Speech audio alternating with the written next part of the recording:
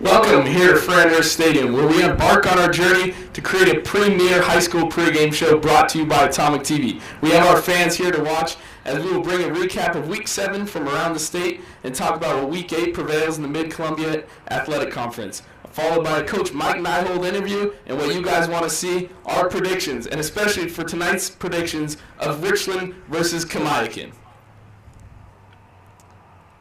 And we have a couple of great-looking fellows up here. Max Easter, Scotty Trump, and Bradley Beck. Some guys that are snazzy.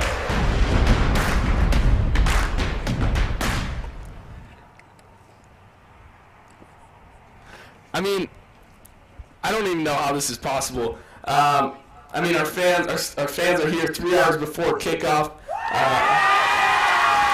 That's what we like to hear. I'm Max Schuster alongside Easton Prano, Bradley Beck, and Scotty Kump. This all started with an idea and a vision, which allows us to be here in front of you today, which we are absolutely thrilled about. Like I said earlier, we have some great-looking fellows. We got the Navy crew. We got 3 Navies out of 4 of us. We know how to style up here. We don't have too much time to waste here, but we'll give a little introduction about what we're going to be, what our goal is with this. Like I said, it's to bring a premier pregame show for around the MCC, but both updating and entertaining you on what's happening in the world of sports in WIAA.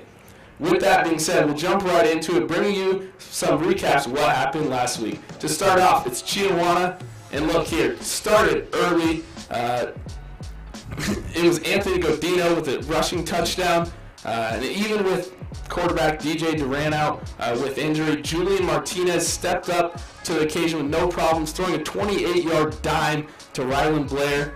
But just wait, it didn't stop there as he kept slinging it, this time to Justin Weber. If you can watch here, 70-yard touchdown, but Weber did that all himself, making a couple guys miss, and then he set the Suns on that Suns defense. Sorry, it just took so long because I run. After that, though, it was Southridge's turn. Oh, no, this is back to Chiawana. As he rolls out, going back to the end zone to Weber again. And then you'll see Southridge. He comes, it's their turn, but they're punting the ball away. Guess who's back to return? It's Weber. Yeah, Justin Weber had himself a day. He showed a speed off earlier. He takes off to the races once again. Here, making a couple guys miss, puts him in the spin cycle, and puts him in for 6. Yeah, crazy, right? It wasn't just Martinez, though, as backup quarterback came in, put 6 in, as Mason Tovar took it in, and the game ending 51-13 in favor of the Riverhawks. Yeah, this week Chiawana will be taking on the number 17 team, the Mount Si Wildcats, at Edgar Brown. Against Southridge, this Chiawana team was led by Julian Martinez with 3 touchdowns. Keep in mind, he is the backup quarterback with DJ Duran out.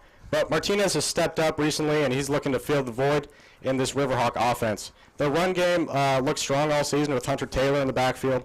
He scored 6 touchdowns this season on the ground and has the most carries in the MCC with 117.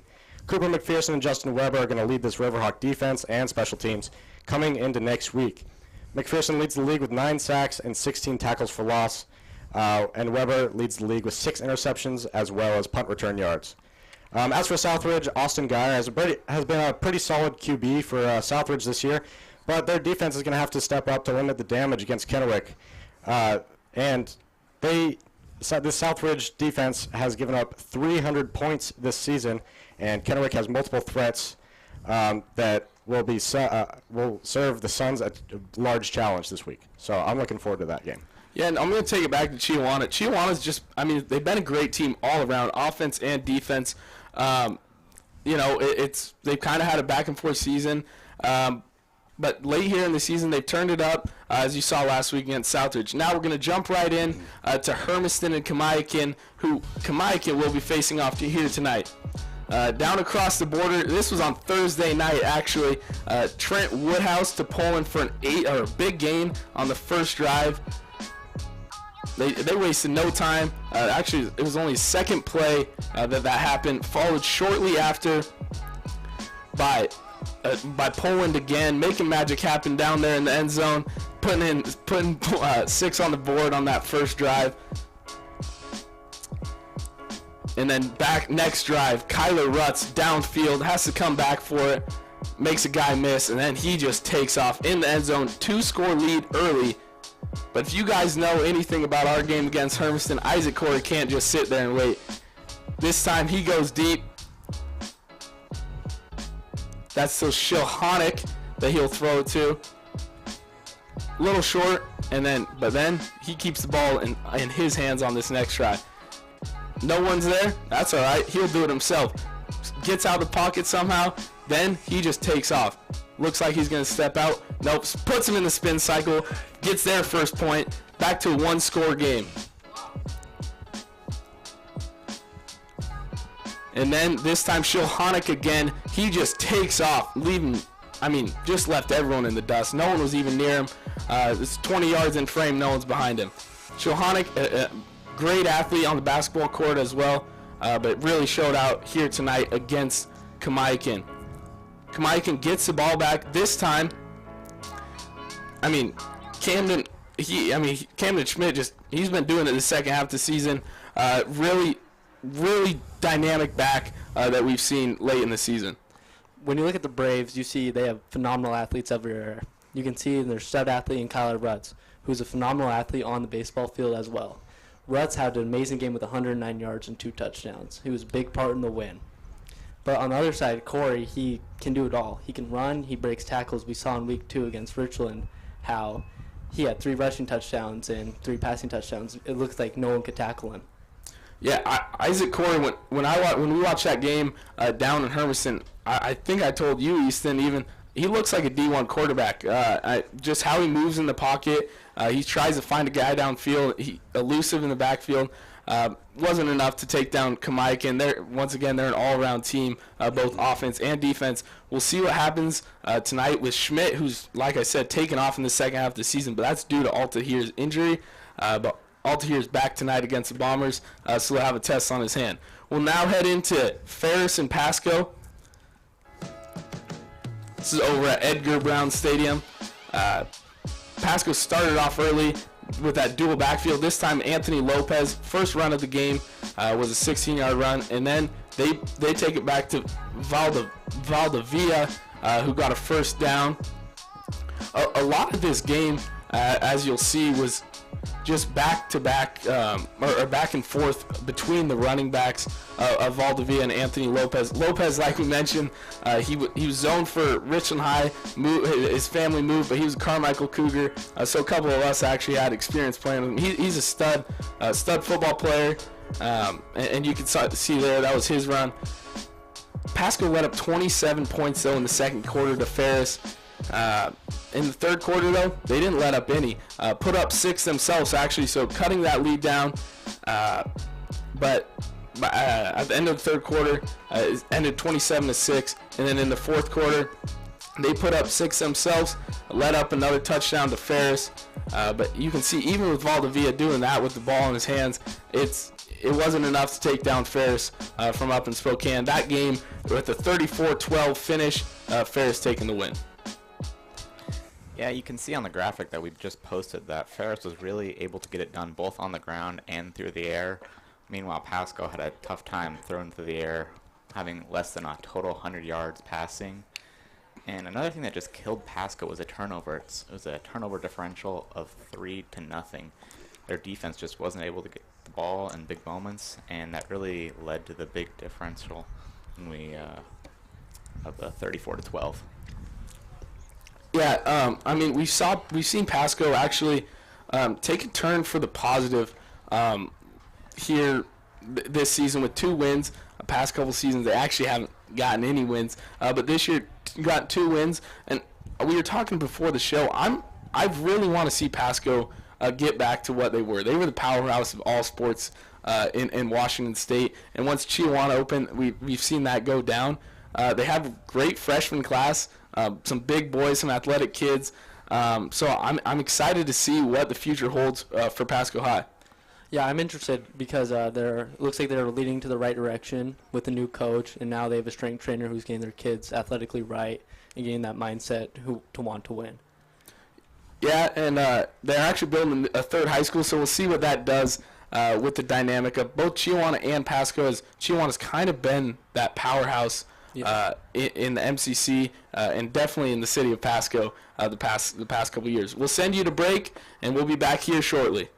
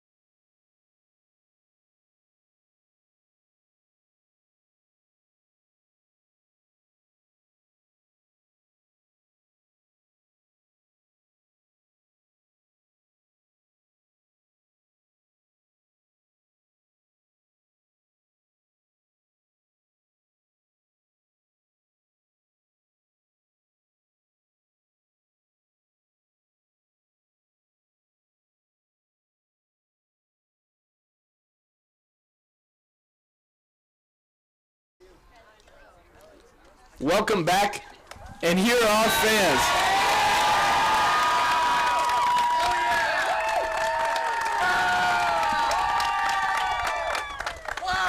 All right, we're going to continue on with our recap from last week. We're going to head over to Kennewick, and we'll look at Hanford against Kennewick. We've seen Alex Roberts at the top of the charts for rushing this year. He's not only only a running back, throws for 55 yards right here, first play of the game. He's got a gun. Next, we'll see him in the very next play. He takes it in the end zone, rushes himself, gets 6 on the board. That whole drive, that's all Alex Roberts. Next time they got the ball, we'll see, as we can see, Wikenski, he shows off his size and his skill as he gets the ball and just runs a couple guys over. Then they get the ball back. This time, Austin Driver finds Wikenski across the middle of the field again, takes it down about the 15-yard line. They end up punching that one in to get their second score of the game. Here's Eli Perks from Hanford in their offense, gets it to Moose, their big receiver, taking it right down to the 50. Then turns the ball over. Kennewick gets the ball back. Next play, boom, fumble. Hanford gets the ball back, has an opportunity that they set themselves up to do something with, didn't do anything with. And then here's Austin Driver again. This time he throws it over to Witkowski, and they punch the ball in again. Eli Perks in this offense couldn't stay quiet the whole game as he connects with Moose again. Punch it in late in the fourth quarter, but Kennewick had to get the last laugh. They punch it in for 6 points, taking it to a 47-6 final score over at Lamson Stadium. Man, those Lions, them EKU boys, I have a crazy take. They're winning state this year. You've seen it week in and week out, especially against Hanford this past week. This offense is dominant. They can run the ball. They chew the clock. But the main thing about this team is their defense. They have stars across that D-line, 2 Idaho commits, and Dylan McIntyre and Nathan Knappich. This team is going to be hard to beat. They have one loss against Chihuahua, and I think that was a fluke. I'm excited to see how this team can play out. It's going to be the driver can make the right plays to lead this team to the state championship. I mean, that's a bold take, Easton, especially with that one loss against Chihuahua. It shows that they do have some weakness. I would agree that I think that's more of a fluke game than anything. Kennewick, I mean, they're the most dominant team defensively in the MCC as they've led the charts all year. I mean, you said McIntyre and Knappich both on the D line. They're both studs going to Idaho. So to have 2 D1 guys on your team and playing in the same position, it creates a threat to any offensive line they'll go against across the whole state. And that's what you said. I mean, later in the playoffs, that's when it will come into play. And now, what you guys have been waiting for, the recap of last week, Walla Walla versus Richland. You guys saw it. Colson Mackey, he wasted no time, took it to the house for the first kick return of the year. I mean, guys tried to tackle him and put some baby oil on before the game, that he just made him slide right off. Next drive was followed at Walla Walla. It looked like they were coming out hot. Romero Herrera makes a Sports Center catch on the sideline, staying in bounds. And then they marched down the field. Cooper Schmidt, he was tired of it. He forced a fumble, got Richland the ball back. I mean, he wanted Josh Woodard the ball in his hands just as much of all of us. And you can see why they want it here. As Woodard drops back, he looks to the left side. Toe tap Sports Center catch by Brody Bosick, showing off his body control. We've seen it time in and time out. A couple of toe taps there for Bosick on that same type of play. And this time, Bomber O-line shows what they're made of, making a hole for Jake Brandon to just go off to the races. Actually, his first touchdown of the season. Most rushing touchdowns split between either Woodard and Simons. And here, Ryden Rebel, only a sophomore. He's making plays even late in the first half. Down 35-0, didn't give up and kept going. Sorry. He can't do that there because John Corbin in the right place at the right time, getting the interception. And after that, it was over. The Bombers ending that game 49-0 over Walla Walla, coming off a big win heading into this week against Kamaikan. Yeah, that game was all Richland that we saw. I mean, Bombers just have an explosive offense leading the MCC. You got Woodard leading in passing. You got the top 2 receiving threats in Colson Mackey and Brody Bosick. Just an unbelievable offense to watch. Super fun. Their defense came out against Walla Walla and really put them to a stop. Not to mention that Walla Walla did have a little bit of spark on that offense, just wasn't able to find the end zone or knock in a field goal. If you remember a year ago, Richland against Kamaikan, they scored 2 special teams touchdowns, both kick returns by Seth Shook and Landon Charlton. This past week, we saw Colson Mackey break the first one out for the season. Now we have the special teams going. That could be a big factor into this game to help push the Bombers over. Yeah, and special teams is actually it's obviously an underlooked aspect of the game. Most of the time, people don't realize it's extra point or something like that they miss. They'll come back to bite them. But last year, without those 2 kick returns, it wouldn't have been as close to the game as it was.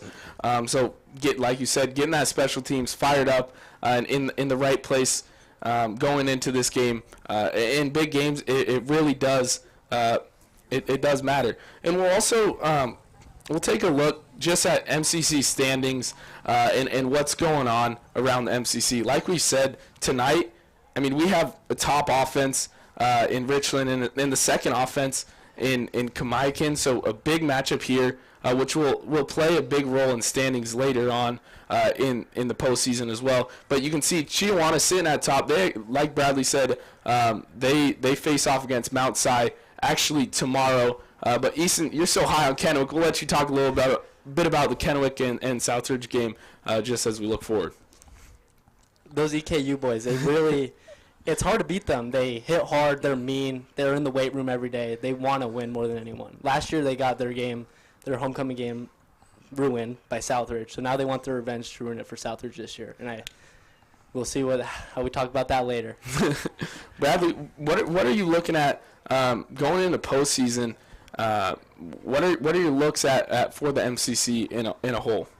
You know, we got a bunch of teams at the top that are in contention. They are all great records. You know, there's some teams at the bottom that, you know, you can rule out already. But, you know, Kennewick, Chiawana, Richland, you know, they're all teams that can compete with those teams from the west side. And it's really interesting how tonight we'll kind of frame how those teams compare to each other. Tonight we got Josh Woodard going against Trent Woodhouse. You know, Josh has 25 touchdowns this season. That's double the next. With Trent Woodhouse with 15. That's not double, but you know, I think this is going to be a great quarterback matchup tonight, and hopefully it will shape what the playoff picture can look like with these types of caliber of teams. Yeah, I'm actually going to we've talked a lot about, actually, you got something to say? Yeah, I mean, if you look at it, the stats, it's the best passing offense versus the best rushing defense. Or rushing offense, sorry. It's going to be a tale of two different stories on offense. And, I mean, Kamaikan also has the best passing defense in the league. So it's going to be a real test for Woodard, but he's prevailed through every test he's seen so far. Yeah, and we were talking a lot about offense. You just took it to the defensive side.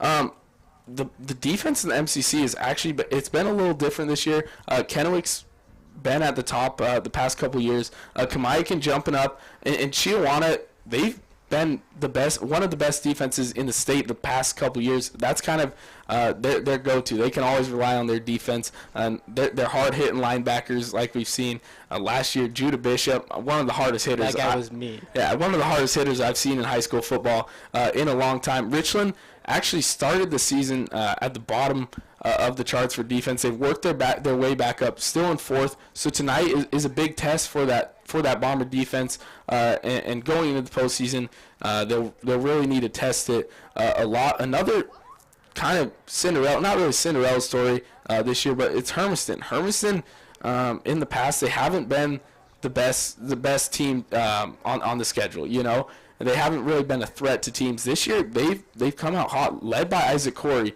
and their offense has been pretty lethal between Corey and Shohanek, but Hermiston, I wouldn't be surprised. Corey's got another year. Wouldn't be surprised if they make a run in the MCC and start challenging some of those the big three or four schools or big four schools in the MCC in the next years to come. And like we said, Pasco, who knows? Pasco, they can athletes. Yeah, and they've been in the bottom of the defensive charts and offensive charts year in and year out. This year they've climbed their way up. They're fourth to last in the MCC for defense, so still working on that, but they're better than last. We'll send you to break once again as we bring on Coach Nyhold in our next segment.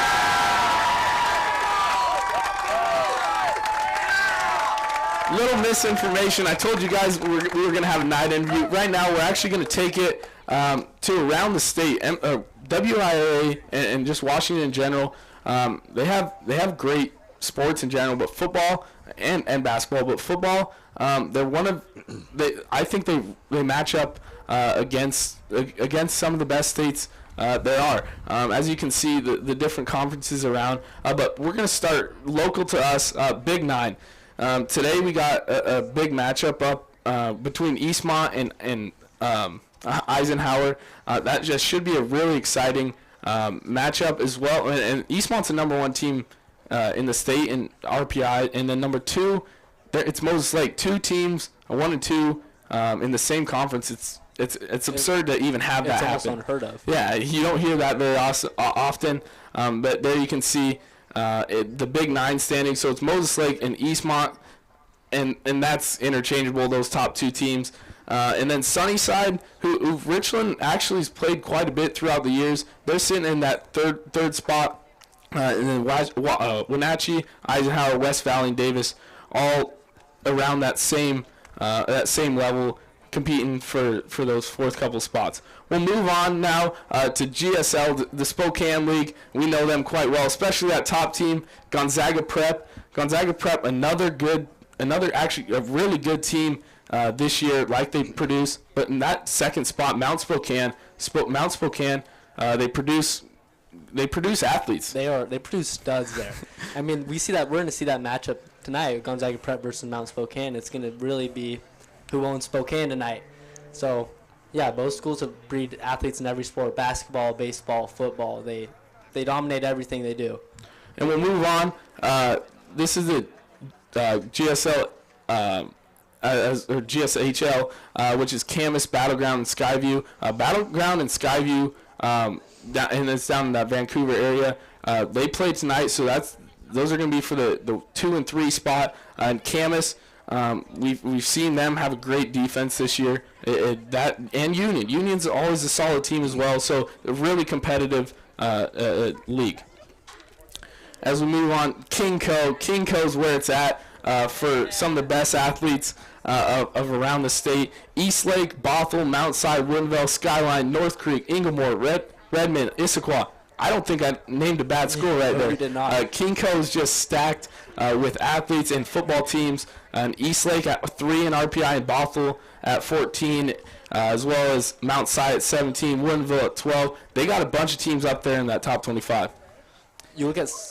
And here we'll take our next look. Kennedy Catholic, Tahoma, a couple really good programs that we see, and then Mount Rainier, Kent Ridge down at the bottom, but still competitive teams, especially in that league. Crank out an upset every once in a while.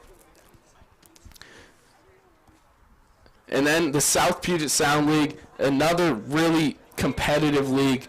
Kingco and South Puget Sound, both, the 2 top competitive leagues over on the west side. So Graham Kapowson, Emerald Ridge, both, really good teams. We're seeing that matchup again tonight. It's a dogfight out there. It's a dogfight, as well as Curtis at that 3 spot. And then the Westco, Lake Stevens, Glacier Peak, Kamiak, Jackson, and Mariner. Lake Stevens, they've produced a couple really good talents. We saw Jade Lamar go to Oregon last year, and he's actually getting some playing time this year, but a really well-rounded school once again. And he has a little brother there who is a stud. Little brother that's a stud. That family just produces athletes. So as we take a look around the state, I'm going to bring it back here to the MCC. And we know Easton's take on Kennewick and around the state. But I would match up the MCC with some of those top leagues that we talked about. And they have a very competitive, especially those top 4 teams with Richland, Kamaikan, Kennewick, and Chiawana, sorry. But those 4 teams create, they are at the top of the league, and they create this atmosphere that you can't take a week off. Chances are you're going to play one of those teams. You'll play all of them in football, but in basketball and those other sports, you're going to play one of those teams probably in a week. So it creates a competitive level in the MCC that you'll see at those top tier conferences as well. Now we'll send it to break, and now we'll come back with a Coach Nyhold interview.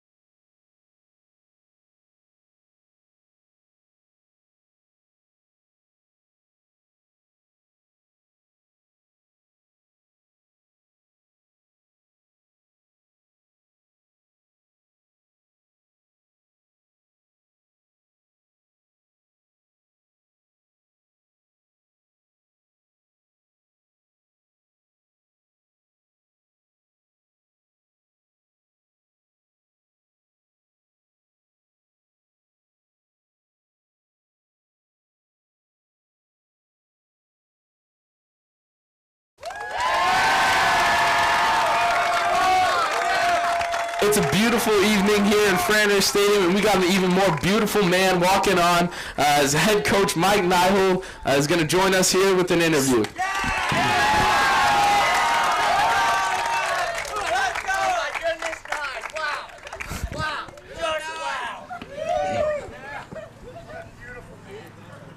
Welcome, Coach. Welcome to our first ever high school game day. First off, what are you feeling this afternoon?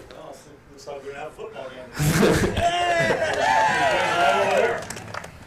So, Coach, obviously you've been doing this for a long time.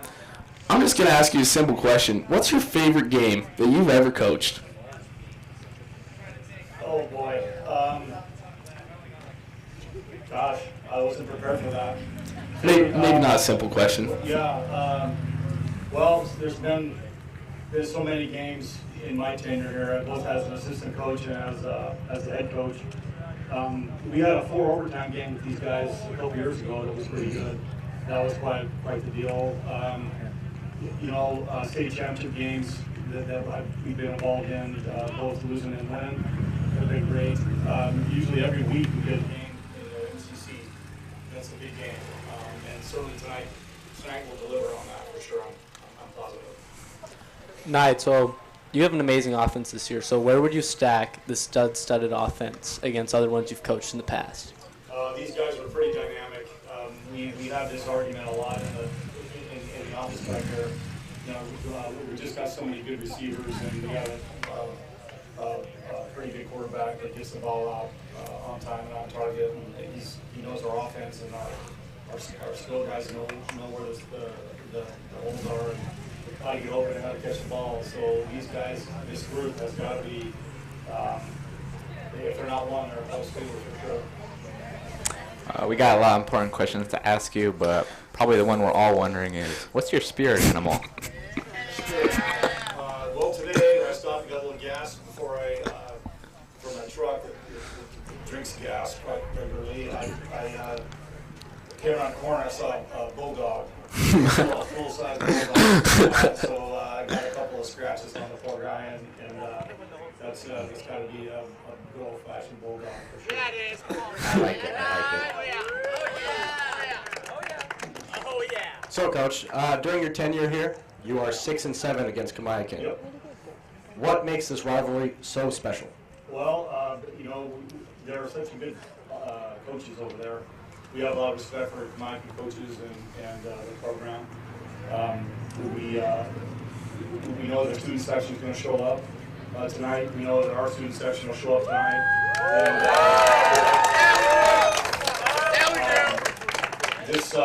this football game carries over to the basketball court in the wintertime, and usually the winner gets at least say that they beat the other guys. I can't say what they say probably. But, it gives the student section an advantage when they show up at the other guy's gym. This is a big game tonight with a lot on the line. It adds to the flavor of this rivalry, and we're glad to be part of it. Thank you. So, Coach, you said you were an assistant coach. That being said, I know you're an O-line guy. So you actually, most people don't know this, but you were a scout team quarterback. So can you just walk us through your time as a scout team quarterback? I was undefeated scout team quarterback, and I drew on my prowess in the big game on Halloween night in 1973, the Carmichael Chief Joe game that was played right out here, and the Carmichael Cougars won 12-6 in a snowstorm. And that's where I kind of channeled my scout team quarterback energy. You can ask all the guys from Chief Joe. The game was so one-sided that they changed the name of the school after the game. So Coach, we obviously scout team guy, a scout team quarterback, but just more of a question to take you back in time a little bit. But what got you into coaching in the first place? I was literally driving down Lee Street, I think in 1986, and I saw Lonnie Pearson getting out of his truck in the first part of August, and I pulled in to say hi to him. He was one of my coaches when I was here with JD, Coach Covington, and I just pulled in to say hi. I hadn't seen him in a while. I've been living back east, and he asked me what I was doing later on in the afternoon, and I said nothing. He said, "Come out and run around with us." That was my first day of football. And 37 years later, here we are. Quite a journey. Any more questions for him? Yeah, Ned. So you've been a Bomber for as long as you can remember, over more than half your life. How does being a part of Bomber culture shape you as a person? It teaches you that adversity is good, and that adversity is there because we're all going to find it. Adversity, if you're lucky enough, it'll find you. And adversity is there to help you find out how bad you want something. And I think that's what I take away from being at Richmond High School and being part of the culture here at Hope. And having gone to school here and coach here and be teach here too. I love that part about adversity, and that you face it, and it's just there to find out how bad you want something. Coach, we know you're quite the golfer, and you're actually a golf coach at Richmond. But how do you think the golf coach aspect helps you keep that balance of kind of being sane with all these football guys? Well, when you have football practice, there's 100 people, and there's play cards and stats, and the amount of papers that you have. I don't even have my papers in my pocket, but you have all these practice scripts and game planning, practice planning goes into a day, which turns into a week, and by the end of the week you got 4 or 5, 6 or 7 pieces of paper, game plans, scripts, and defensive stuff. And it's quite involved. And then you got Friday night and the game and all that goes on here. In golf, you kind of show up and you got 6 guys and you go play 9 holes and then you hit the driving range. It's kind of the yin and yang for me personally. I can't have one without the other. it seems like, this is quite the grind of doing football the way we do, but also a little less intense, but it's just as enjoyable. Well, Coach, I think that's all the time we got with you. We appreciate you for your time. Good luck tonight. Thank you, guys. Thank you, Coach. Thank you, Any guys. final words? Let's have a fully earned game. Let's see what happens. Thank you. We'll be back after the break.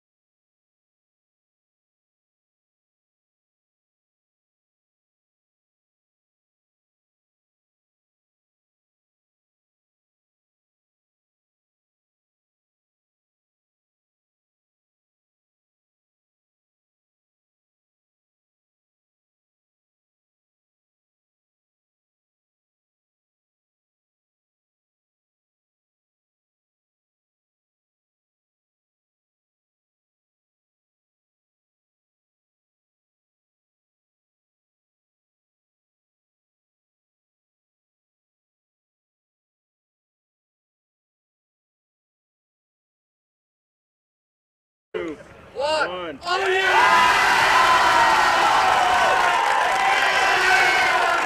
Welcome back here to High School Game Day. As you can see, we added a fifth man to our panel. Bomber Athlete of the Year in 2019, current Idaho Vandal football player, and most importantly, my brother. Welcome, Jack Schuster. Thanks for having me. That is an honor. Always wanted to be a guest picker. Lucky day. Yeah, so we brought him on here to give you guys some picks from around the state and our predictions. We're going to get right into it. First game, it's Moses Lake, number 2 RPI ranking, facing off against West Valley. Both very good teams. West Valley definitely more on the defensive end than Moses Lake, as Moses Lake has one of the best passing offenses in the state of Washington. With that being said, I'm going to take the first hot take of the game, or of the thing. I'm taking West Valley, and I'm taking West Valley's defense. Schuster, I have to completely disagree with you there. You see Brady J out there. He leads the state in passing touchdowns by 11. It's not even close. And then he's only 10, 20 yards behind the leading passing yard guy, and Josh Woodard here. it's just this offense is electric. They went up against one of the best passing defenses in Kamaikan and still came out on top. So I'm going to go with Moses Lake. Fair play. Well, Moses Lake is ranked second in the state for a reason. At the beginning of the season, they beat. So I think Moses Lake takes this game. I have to agree with you. Moses Lake, they're ranked second in the state in the RPI rankings, and they're beating their opponents by an average of 32 points a game. Without a doubt, I'm taking Moses Lake. It's not going to be close. Yeah, after hearing that, seeing Moses Lake is 7-0, I think Moses Lake is definitely going to win this one. All right, so I'm the only one that goes with the upset. All right, now we're going to stay in the Big Nine. We got Eastmont and Eisenhower. Eastmont, number one team in the state. Like we said, it's unheard of to have those two teams being 1 and 2 in the state in the same division. Not going to go with the upset here. Eastmont they have one of the best rushing offenses in the state of Washington. I'm going to stick with them. I'm going Eastmont. Max, like you just said, they have one of the best rushing attacks in the whole state. They have Gunnar Peterson, who leads their team, third in the state in yards rushing. This is an easy pick for me. It has to be Eastmont. They have no sense slowing down. Yeah, I think they're number one in the state for a reason, once again, and I say they cruise past Eisenhower. I don't think this should be much of a problem for them. And this is Eastmont all day. I think it's going to be a blowout. I have to agree with you. I mean, they're ranked number one in the state, and they're going against 2-5 Eisenhower. Again, I don't see this being close. Taking Eastmont. I think that's just how we're going to Yeah, Eisenhower's 2-5, aren't looking too good, and Eastmont's logo is pretty cool. Mr. Beast. I think Eastmont's definitely going to come out on top. All right, clean sweep from Eastmont as they're the number one team in the state. Next up, we got a top-ranked matchup as it's number 7 Battleground versus number 13 Skyview. Like we said, down in that Vancouver area in the same conference, two really competitive teams.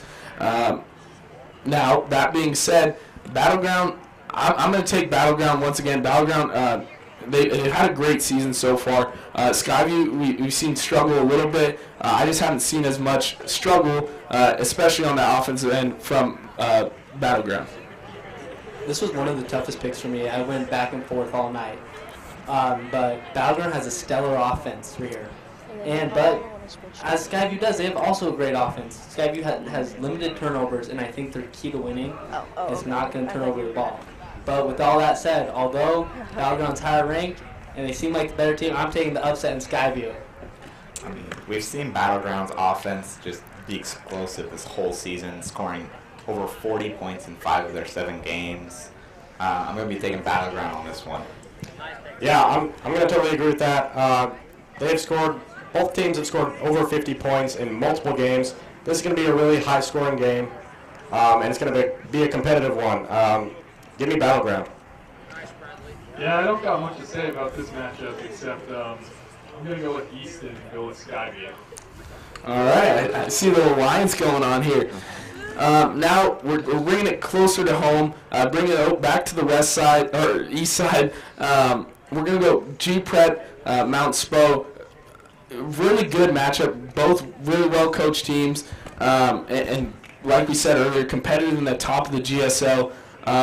I'm going to have to go Mount Spo.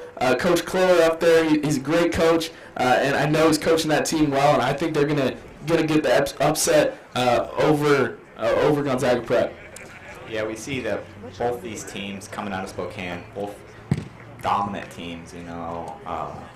You see Mount Spokane has just demolished the competition this year, only having one close game against a tough Ridgeline, so I'm going to take Mount Spokane over Gonzaga Prep in this one. Scotty, I'm going to completely agree with you there. It's just like both these teams have powerhouse athletes. Guys go and play at the next level, Division I, D2, JUCO, Division I AA. It's just these guys, they both breed athletes, but Mount Spokane, they have this something else I feel about them. Just a little more grit and grind than G-Prep does. So I'm going to take Mount Spo. Yeah, even though Mount Spokane is undefeated, I'm looking at G-Prep. Their only loss is to a team in California when they're in California in an away game. I think G-Prep is going to upset the Wildcats. Yeah, looking at this game, I was like, I played both teams in basketball. Won a couple, lost a couple. Not the biggest fans of Gameday Prep. But, and my roommate, one of my best friends in college, teammate, went to Mount Spokane, so I'm going to have to go Mount Spokane. Good little shout out to Mount Spokane legend Tanner Brooks. Now we're going back to the west side and in a Bothell-Eastlake matchup. 14 Bothell at number 3 Eastlake. Eastlake, they're just a great athletic school overall. We've seen them get a couple championships. And Bothell's competed over the years. They produce great teams, especially in football. I am going to go with Eastlake, though, and I think East might give you a little explanation why. Eastlake, I mean, they won 4A girls basketball championship last year. They won baseball last year. They were in the Final Four in football last year. This school knows how to win, and they're headlined by star receiver Grady Woodward, who is going to go play baseball at UW. He leads their team in receiving yards, and he's throwing 90 off the bump. He can do it all. That's why I'm going to go with Eastlake on this one. Yeah, Eastlake, they got a decent team this year, ranked 3rd in the state, but that Bothell team, man, they've been really just dominant on offense. I expect them to keep it close, and I'm taking Bothell and an upset over Eastlake. Well, Eastlake is coming off a win off a really good Mount Si team. I think they've already proved themselves. I think this is just another step. I think they're going to cruise past Bothell, and they are taking this game with Eastlake. Yeah, I'm going to have to agree with that. I think Eastlake being the 3rd-ranked team in the state, they're going to get the win on the Bothell. All right, so Scotty, the outlier in that. Now we're going to move in the same conference. It's North Creek versus Woodinville, a really good matchup once again. We've seen that time and time again. Maybe that's why we're picking these games. But it's 24 North Creek against 12 Woodinville. Bombers have had some experience with Woodinville in the state championship, but it should be a really good matchup. And I'm going to go with Woodinville just because of who they played and how they've played them. And they have a really strong defense this year, which defense wins championships, whether you like it or not. I mean, great offense is better than any defense. But the defense, especially in the high school level, I think comes up, it becomes even more important. Yeah, Woodinville's looks great this year. 5-2, only 2 losses coming against a very good Eastlake and Mount Si. They're ranked 12th in the state compared to 24. I'm going to have to take Woodinville in this game. Yeah, Woodinville looks like a really strong team this year. Their only losses are to Eastlake and Mount Si, both top contenders now. So Woodinville and North Creek, both very strong teams now, but I don't think North Creek has done anything too special this season. I'm taking Woodinville. I have to completely agree with Bradley here. Woodinville, their defense is amazing, like Max said earlier. They had multiple defensive touchdowns by Everett Ratliff and Ryan Bowles last week, and their quarterback, he can also sling it. He had 3 passing touchdowns and 222 passing yards, so they're going to win. I don't think it's going to be very close. Yeah, I've never heard of North Creek tie before, so I was thinking probably take Woodinville. And good thing they aren't playing Bombers Day because I'm taking Woodinville. All right, we'll stay on the west side of the state, and we're going to go down a little bit. We're playing Graham-Kapowson, Emerald Ridge, both kind of powerhouses in the last couple of years. We saw Emerald Ridge defeat Chihuahua last year, who was a number 1 seed going into that game. Emerald Ridge took them on over at Edgar Brown Stadium, came out with the win. And Graham-Kapowson, we've seen the state championship and that high-level football the past couple of years. Graham-Kapowson, I'm going to take Graham-Kapowson. I'll tell you why. They competed at the top level year in and year out, and I think they know how to win bigger games more often. Emerald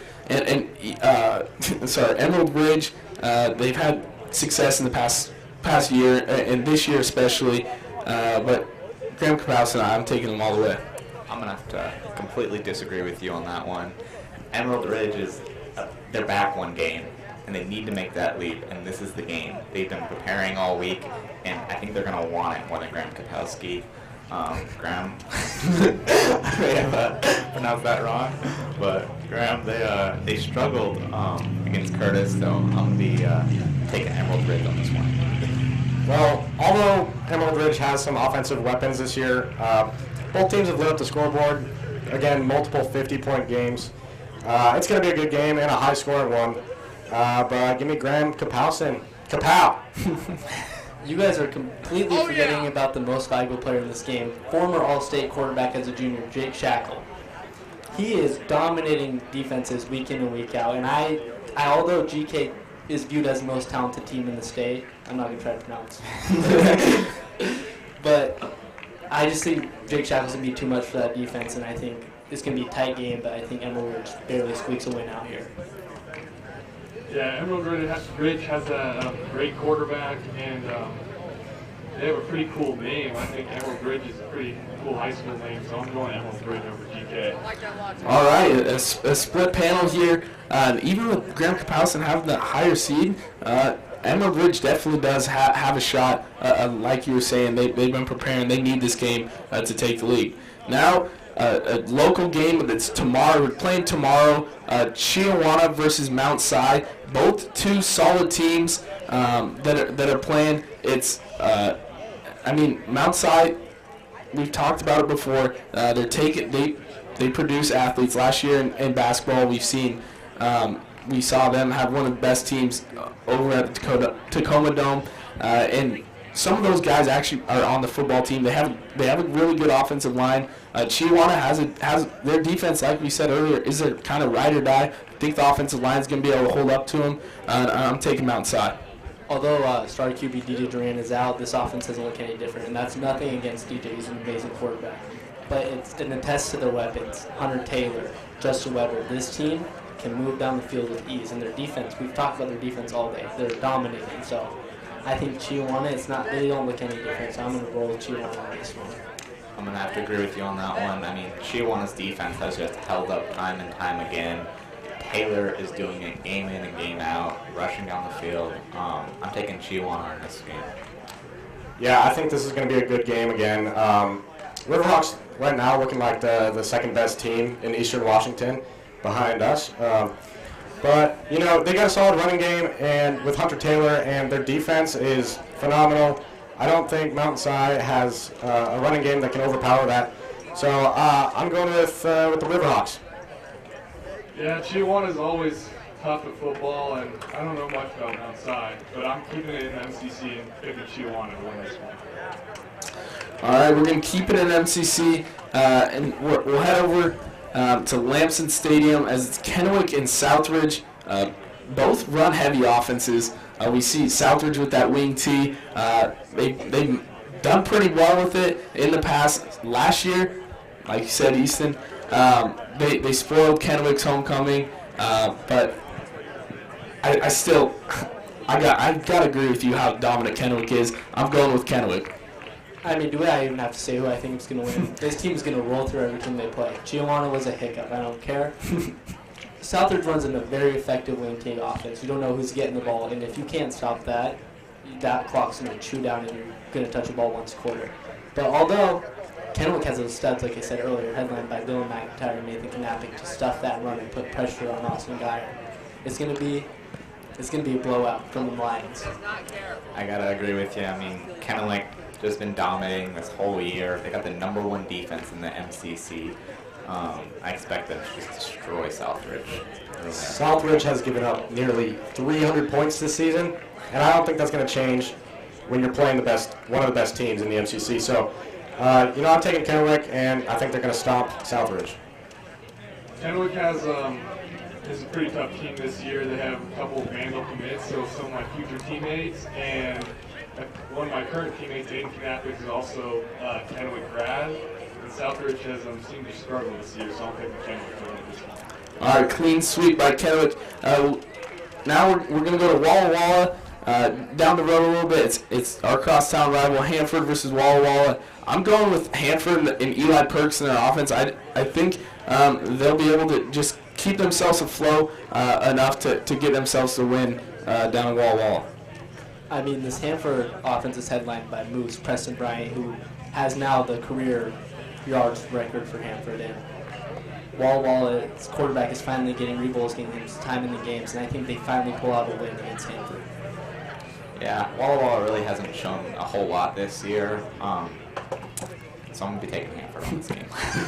Yeah, both of these teams combined for one win this season, so it's a struggling matchup, but I think Walla Walla had a hard time last week with Richland, and I think that's going to flood into this week.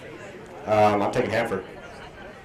Yeah, personally, I've never lost to Hanford in anything, and I find it hard to believe Hanford's going to win again. I just don't want to root for Hanford, and I don't think Walla Walla wants to have a win this season, so I'm taking Walla Walla over Hanford. All right, we're gonna keep it with the purple teams now. We're going Hermiston, Pasco. Hermiston, like we said earlier, they've had a really good offense, especially this year because of Isaac Corey. I don't see Pasco stopping them. I'm going Hermiston. Yeah, I'm going to completely agree with you. Corey, it's just like he's so effective. He can run, he can throw, and I don't see any sign of Pasco slowing him down. So I'm going to go Hermiston. I mean, absolutely. Hermiston has had an electric offense, being able to keep up with some of these powerhouses we've mentioned in the MCC, such as Richland, Kamaikai, Kennewick, Chiawana. Maybe taking Hermiston over Pasco on this one.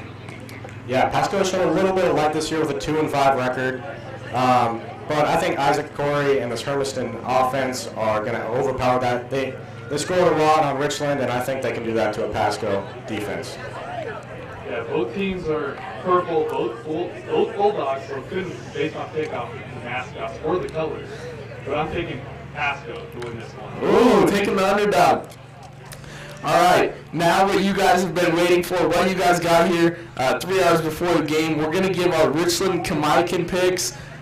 All right, like we said, the top two offenses in MCC, Richland, a passing offense, Kamaikan, a running offense. These two teams have had a long history. I mean, I don't know the exact number. It's 27-25 Richland High. 27-25 Richland High. Like we talked to Coach and I, he's 6-7. I know he wants to get that back to 500. Big history, big rivalry. I'm a Bomber. I'm going Richland. Big matchup for the playoffs coming up here. You got the Richland, number one offense versus Kamaikan, number two, but without a doubt, give me Richland, the number one offense of the MCC. Yeah, one of my buddies and teammates went to Kamaikan. He was their quarterback when they went to the state championship back in 2017. I think Kamaikan's a good team, but I don't think anyone can stop Richland tonight. I'm taking Richland. Yeah, this is the best rivalry in the MCC right now. Neither of these teams have like a clear upper hand. Both have really good power offenses and solid defenses. This is going to be a close game and a really good battle. But the Bombers have so many offensive weapons and so many ways to score.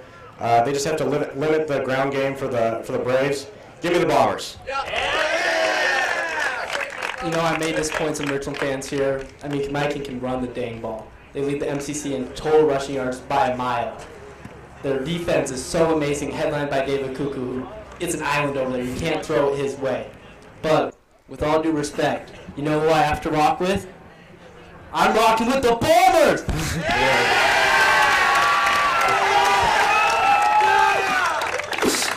Well, that's going to wrap up today's show. As we saw Archie make his appearance. Thank you guys for joining us here in our first ever high school game day. Like we said, it was an idea and a vision. Thank you guys for making it come to life. Big shout out to our AtomicTV crew behind the scenes. And we hope you guys join us at 7 o'clock here for the Richland Kamaikan game. Oh, yeah.